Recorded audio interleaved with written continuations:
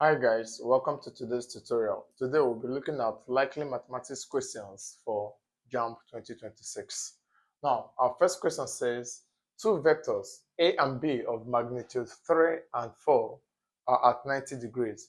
What is the resultant magnitude? Now, if you want to get the resultant magnitude of vectors,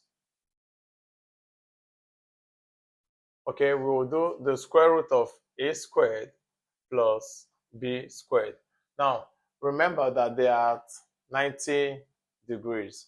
So if this is vector A and this is vector B, so the resultant vector, we'll be talking about our hypotenuse, so which is A squared plus B squared.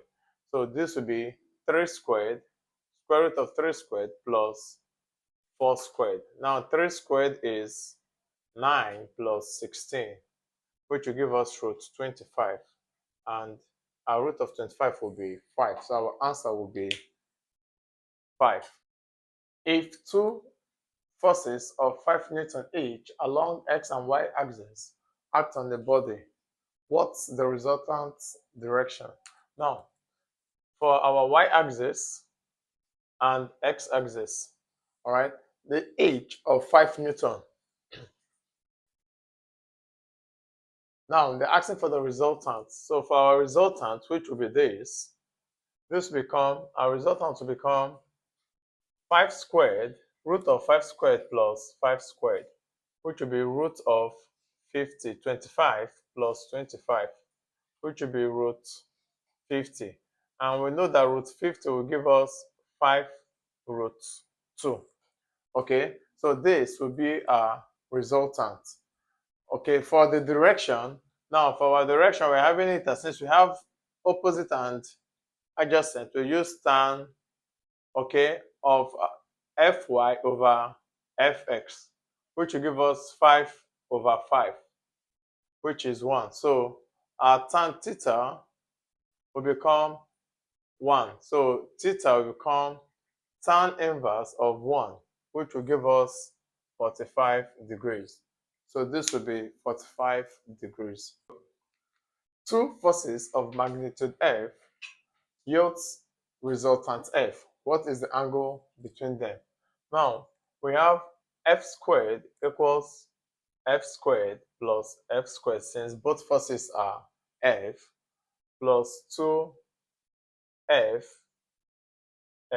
cos theta.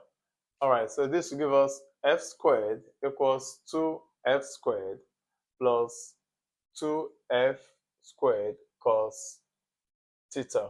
Now moving this over, this becomes F squared minus 2F squared equals plus 2F squared cos theta. So this will give us minus F squared equals 2F squared cos theta. So dividing both sides by 2F squared, this will become cos theta equals minus F squared over 2F squared. So this will be cos theta equals minus 1 over 2. So our theta equals cos inverse of 1 over 2, which will give us 120 degrees. So our answer, the angle between the resultant forces will be 120 degrees. Forces of equal magnitude F gives resultant F over 3. So our resultant is F over 3 all squared equals F squared plus F squared plus 2F cos theta. So we are looking for the angle between them. Now this will become F squared over 9 equals 2F squared plus 2F squared cos theta. Now moving this over, this will give us F squared over 9 minus 2F squared equals 2F squared cos theta. Okay, so this is over 1. Let's do our LCM. Our LCM here will be 9 all over F squared minus 18F squared. 1 into 9, 9 times 2, 18. equals 2f squared cos theta. So from here, we will be having, this is 1 minus 18 will give us minus 17f squared all over 9 equals 2f squared cos theta. Okay, so we can cross multiply, or we can multiply both sides by, divide both sides by 2f squared. So either ways, okay, let's cross multiply for easier simplification. This becomes minus 17f squared equals 9 times 2, 18f squared cos theta. Now we can say divide both sides by 18f squared. So this becomes minus 17f squared over 18f squared equals 18f squared cos theta all over 18f squared. So this cancels this, f cancels f, leaving us with cos theta equals minus 17 over 18. Okay, so our theta equals cos inverse of minus 17 over 18. Okay, so our 17 divided by 18 would give us theta equals cos inverse of minus 0.9444. Okay, so our cos inverse of minus 0.9444 would give us theta equals 160.80, which is approximately 161 degrees. So our angle between them will be 161 degrees. Sum of magnitudes is 18. So we have our F1 plus F2 will give us 18. Now, the resultant is 12 Newton. Our resultant is 12. That is 12 equals F1 equals F1 plus F2 equals 12, which is our resultant. Now it says find the, okay, perpendicular to the smaller force, find the magnitudes. Now, for us to do this, let F2 be x. So this becomes F1 plus x equals 18. So our F1 equals 18 minus x. Okay, so now replacing with this, we are having our 18 minus x squared equals, sorry, this would be 144. So 12 squared, which is a resultant, equals F1 18 minus x squared plus x squared, which is our F2. So this becomes 144 equals having 18 minus x and 18 minus x.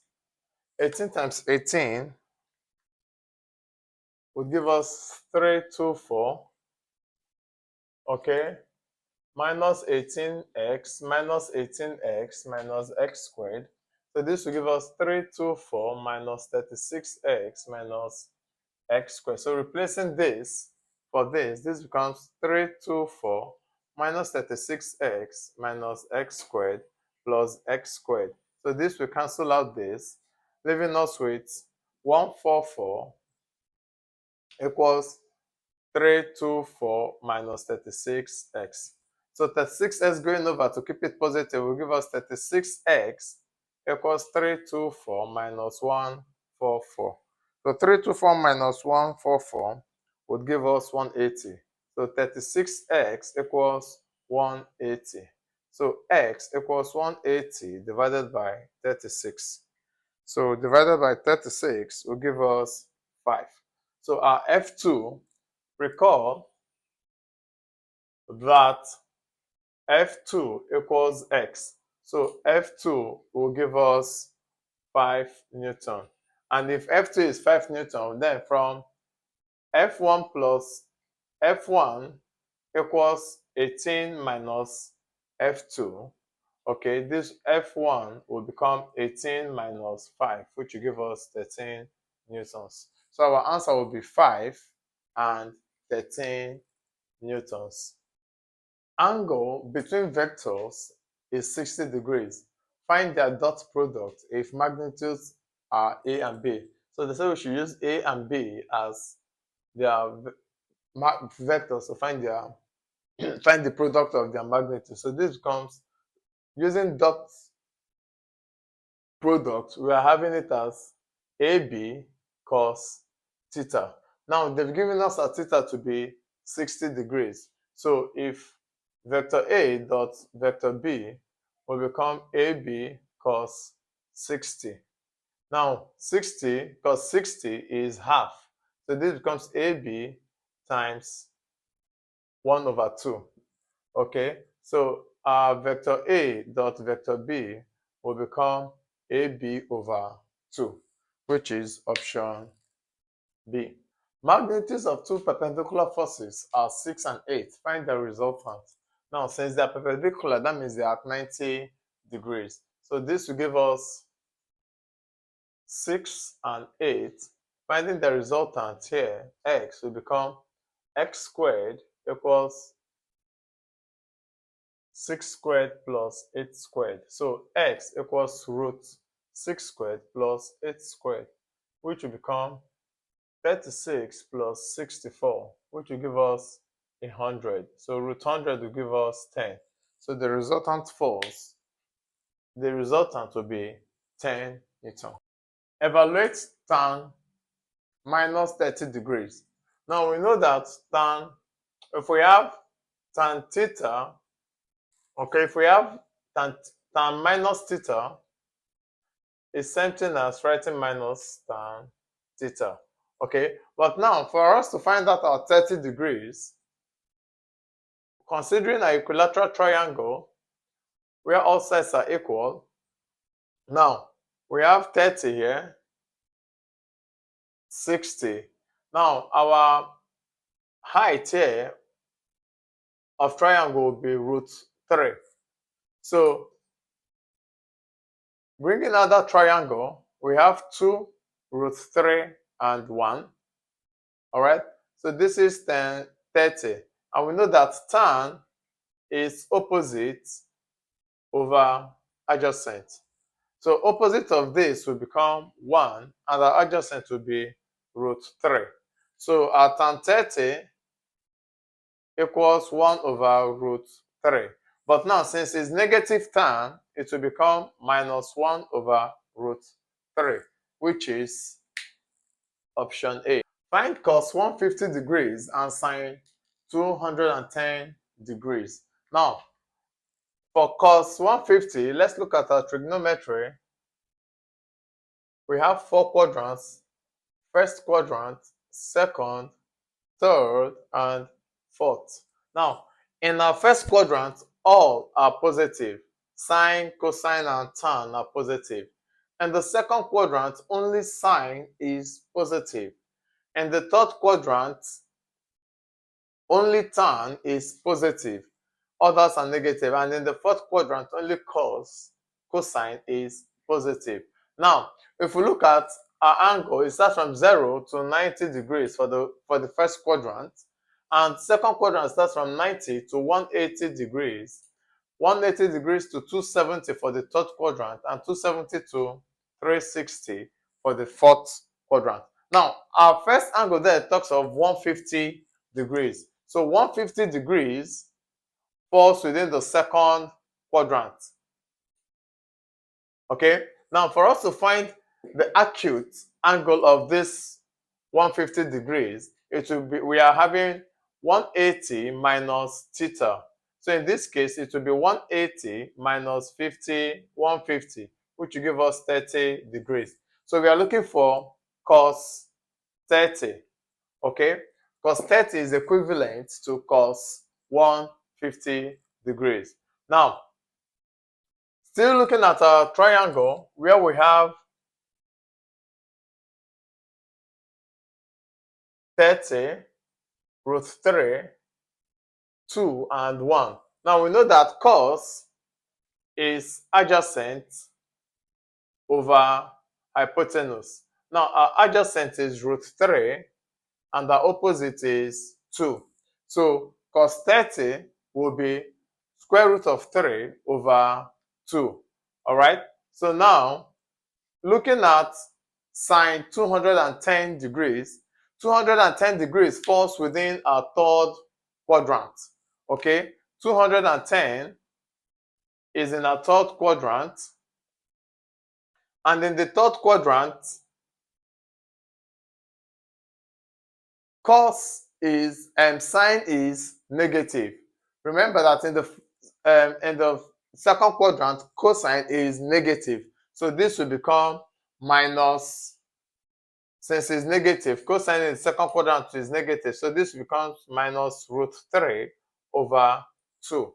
Okay, since it's negative in the second quadrant. Now for the third quadrant, 210, sine is negative. But for us to get the acute angle of this, we are doing theta minus 180.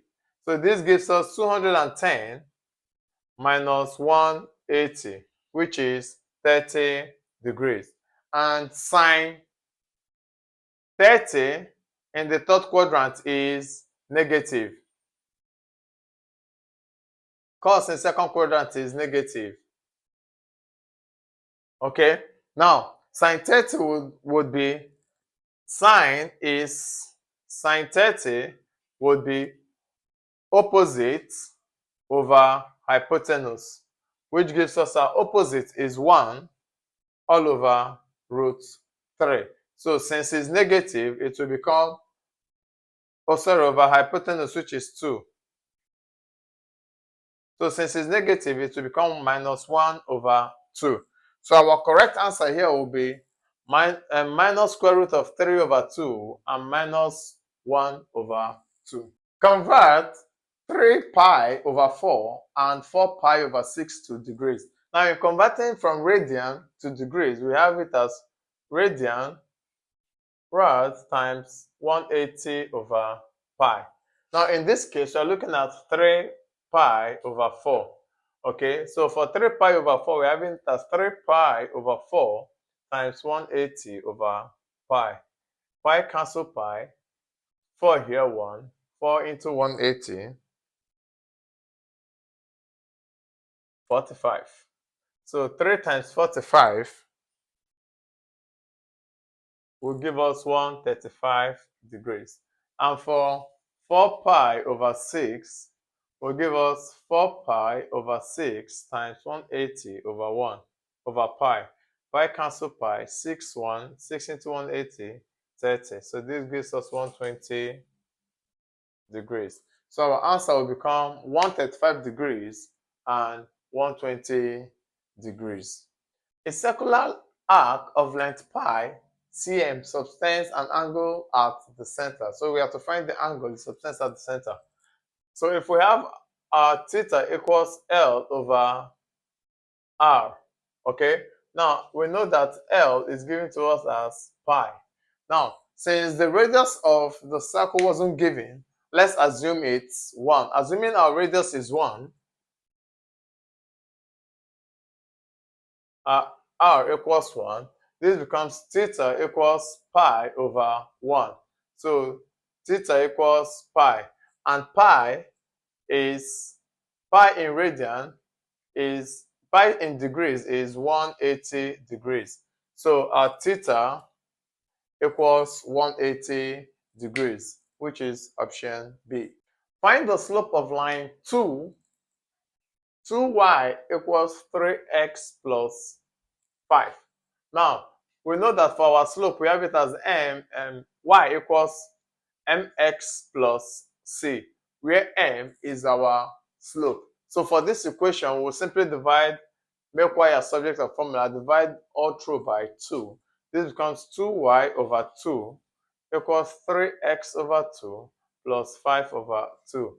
So y equals 3x over 2 plus 5 over 2. So our m, which is our slope, will become 3 over 2, which is option B. If y equals log x plus sine x plus e, find the y dx. Now, if we differentiate each and every one of these individually, our dy dx for log x will give us 1 over x. Then our dy dx of sine x would give us cos x. And our dy dx over e would give us 0, since it's more of a constant. So this becomes our dy dx will become 1 over x plus cos x. So 1 over x plus cos x will be our dy dx. Y equals x plus 3 over 4x minus 5x plus 1. So we should find the dy dx. Now, differentiating each and every one of them, so dy dx of x will give us 1. Our dy dx of 3x over 4 would give us 3 over 4. Our dy dx of 5x will give us 5. And dy dx of 1, which is a constant, will give us 0. Now, putting it back into this equation, we have it as dy dx equals 1 plus 3 over 4 minus 5. Okay, now this is solving it out. Our LCM will be 4. 4 plus 3 minus 20. 1 into 4, 4. 4 times 5, 20. So this gives us 7 minus 20 over 4, which will give us minus 13 over 4. So our answer will be minus 13 over 4. If we have our radius as r equals 0.5t and t equals 4 seconds, then we should find the v, the t, when t is 4 seconds. Now, the v, the t, will be doing our dv over dr times dr over dt. Okay, so for dv over dr, we'll be differentiating our volume of sphere, which is 4 over 3 pi r cubed. So if we do a differentiation of this, this will give us 4 pi r squared. Okay, now for dr dt is 0.5t. Okay, so if we differentiate this, we have it as 0.5. So bringing these two together into this, our dv dr is dv dt equals 4 pi r squared times 0.5, which will give us 2 pi r squared. All right, now that we are told that r is 0.5 t. Okay, when t is 4. So this will become r equals 0.5 times 4. All right, having our r equals 2. Now back to our equation of dv dt equals 2 pi r squared. Now we know the value of our r. This will be 2 pi. R is 2, which is 2 squared. Okay, and 2 squared is 4. So 4 times 2 will give us 8 pi. This brings our dv dt to be 8 pi, which is option B. We have a quadratic function fx as x squared minus 6x plus k has equal roots that we should find the value of k. All right, now for us to find the value of k, we'll be using a formula that says minus b squared minus 4ac. Okay, so this will give us a is 1, b is minus 6, and c is k. So this will become minus b, okay, minus 6 squared, okay, minus 6 squared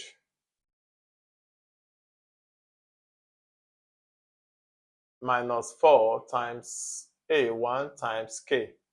So this will give us 36 minus 4k. So this will give us 36 equals 4k.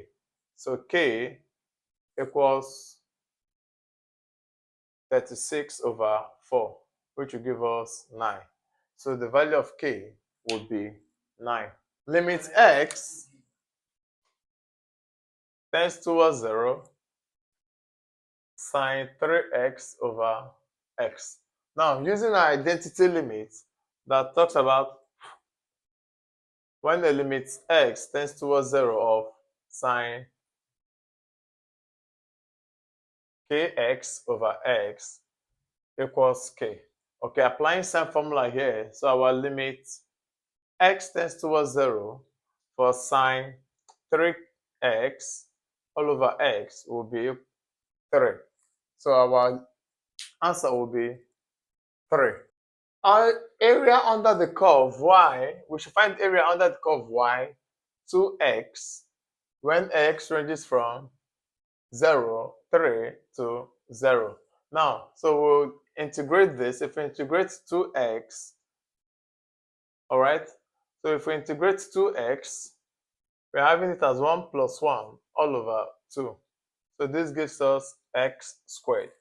So integration of this will give us x squared. And our limits are from 0 to 3. Now applying that, this becomes 3 squared minus 0 squared. So 3 squared will be 9 minus 0, which will give us 9. So our answer will be 9. Solve 1 over x dx. Now, if we do this, we are simply going to integrate this. 1 over x, integrating it will give us in x. All right, since this integration differentiation will now introduce a constant c. So our 1 over x dx will give us in x plus c, which is a. So if we have y equals in x plus 1, all right, now if we differentiate this as a whole dx, if we differentiate this, we are having it as 1 over x plus 1. Now, if we differentiate what we have, our x plus 1 was in the bracket. If we differentiate our x plus 1, we are having it as 1. So bringing both of them together, this becomes 1 over x plus 1 times 1. Okay, will give us 1 over x plus 1, which is our option D, 1 over x plus 1. So using our disk method to calculate our volume, we are having, since we have y equals x and it ranges from 0 to 2, our disk method talks about integrating x, okay, dx. So for us to integrate our x squared dx would give us x2 plus 1 all over 3. That gives us x raised to the power 3 over 3. Now, our volume will be pi, applying our limits to this, x raised to the power 3 over 3 would give us pi times 2 raised to the power 3 over 3 minus pi times 2 raised to the power, times 0 raised to the power 3 over 3. So automatically all this will be 0, leaving us with v equals pi, 2 raised to the power 3 is 8 over 3. So this will give us 8 pi over 3 as our answer. which is from digits 1 to 6, probability of picking an even number. Now we have 1, 2, 3, 4, 5, 6. Now for probability is possible outcome. Okay, required outcome over possible outcome.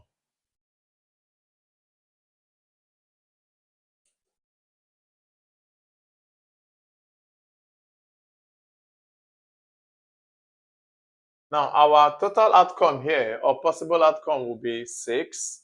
Now, the required outcome is even numbers. How many even numbers do we have here? We have 2, 4, and 6. So, our total even numbers will be 3. So, our probability of even numbers will be 3 over 6. So, its lowest term will be 1 over 2, which will be option A. We've come to the end of today's tutorials.